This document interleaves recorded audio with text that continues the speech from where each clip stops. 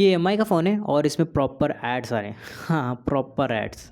वो भी कोई थर्ड पार्टी ऐप खोलने की वजह से नहीं, सिस्टम ऐप्स खोलते ही। वैसे ये रेडमी या एमआई का प्रॉब्लम नहीं, आजकल सारे ब्रांड्स यही कर रहे हैं। जैसे कि नया फोन परचेज करते हो तो third party apps, lock screen पे वो ग्लैंस वाले एड्स, फोन में ऐप रिकमेंडेशन और तो और बिना मतलब के फालतू के नोटिफिकेशन। और वैसे भी एक टाइम था जहाँ पे फोन कंपनीज क्लीन यूआई के नाम पे फोन बेच रहे थे, आजकल वो भी ऐसे ही हरकतें कर रही हैं। एक रेडिट यूजर लिखते हैं उनके मोटो जी सीरीज में रैंडमली एड्स आने लगे।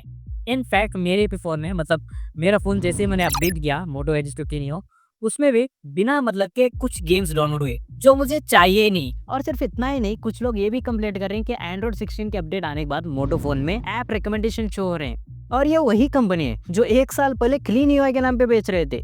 और इसके साथ एक और कंपनी है जो नथिंग, वो भी मतलब क्लीन यूआई के नाम पे बेच रही थी, लेकिन अब वो खुद ही अनाउंस करती है कि उनके फोन्स में ग्लैंस का अपडेट आएगा, मतलब ग्लैंस वॉलपेपर का अपडेट आएगा। और साथ साथ कुछ और अपडेट्स पे आएंगे इन फ्यूचर, जो बजट के फोन्स होंगे उसमें थर्ड पार्टी ब्लोटवेयर ऐप्स देखने को मिलेंगे। मतलब अभी कोई भी phone I think budget range में क्लीन यूआई नहीं देगा। हाँ, एक और है लावा फोन है जो अभी भी फिलहाल बजट रेंज में क्लीन यूआई देता है, लेकिन वो भी कब तक देगा ये भी पता नहीं। वैसे क्यों हो रहा है? सिंपल सा जवाब है, प्रॉफिट। हाँ, यही रियलिटी है। देखो, अभी फ़ोन के कंपोनेंट्स के प्राइस बढ़ रहे हैं, तो एनी हाउ फ़ोन के प्राइस भी बढ़ सकते हैं। लेकिन कंपटीशन इतना है कि फ़ोन के प्राइस बढ़ाने से कहीं न कहीं फ़ोन बिकना कम हो सकते हैं। यही डर से क्या करते हैं कि कुछ डेवलपर से कुछ अमाउंट लिया जाता है एंड उनके ऐप्स को अपने फ़ोन में प्रमोट या रिकमेंडेशन किया जाता है या फिर अपने फ़ोन में डाल दिया जाता है।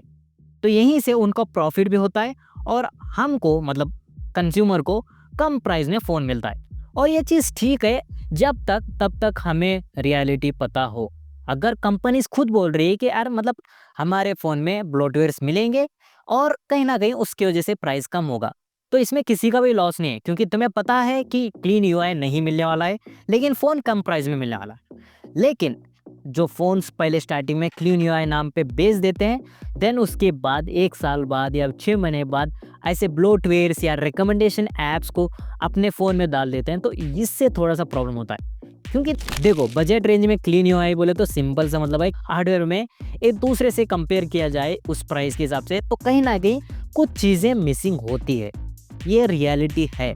हम मेन ज़्यादातर क्लीन यूआई चाहते हैं, तो कहीं न कहीं वो चीज़ को अवॉइड कर देते हैं। लेकिन अब ये अवॉइड करने का फ़ायदा ही क्या, जब 1 साल या 6 महीने बाद हमें ब्लोटवेयर्स मिलने ही वाले हैं। तो यही चीज़ थोड़ा-सा प्रॉब्लम है।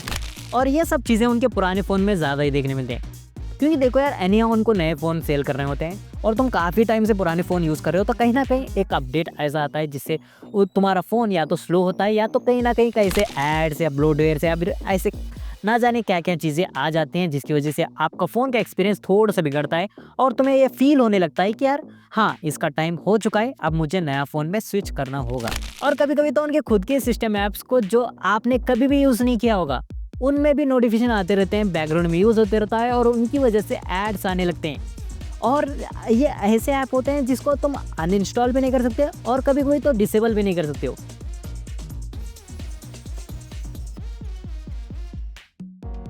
अभी आप क्या कर सकते हो? वैसे तो कुछ नहीं कर सकते, लेकिन कुछ चीज़ें हैं जिससे आपका फ़ोन का एक्सपीरियंस बिगड़ने से थोड़ा-सा बच सकता है। जिसमें है नंबर 1, जो एड्स आपको बार-बार बिना मतलब के एड्स आ रहे हैं हर 2-3 मिनट में, तो पहले चेक करो कि कहीं न कहीं तुम्हारी गलती तो नहीं है। क्योंकि कभी-कभार क्या होता है कि हमारी कुछ गलतियों की वजह से हमारे फ़ोन में वायरस आ जाता है। तो वो मेन सबसे इम्पोर्टेंट है। तो सबसे पहले सेटिंग में जाओ, ऐप मैनेजमेंट में जाके कोई ऐप ऐसा है क्या चेक करो जो आपने इंस्टॉल नहीं किया है, डाउनलोड नहीं किया है, तो उसे अनइंस्टॉल कर दो। और एक ऐप जिसमें नाम भी नहीं होगा, लोगो भी नहीं होगा, तो उसे अनइंस्टॉल कर दो।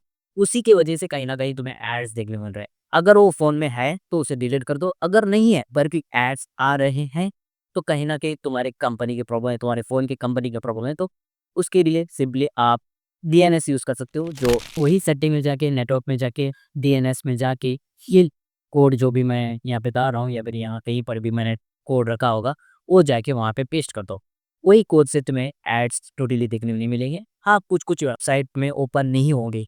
जो गवर्नमेंट की वेबसाइट होंगे या फिर कोई भी वेबसाइट होगा, वो ओपन नहीं हो सकता वो डीएनएस की वजह से। तो कभी-कभार अगर तुम कोई भी वेबसाइट ओपन कर रहे हो और वो ओपन नहीं हो रहा है, तो डीएनएस को ऑफ कर देना एंड देन उसके बाद यूज़ कर सकते हो।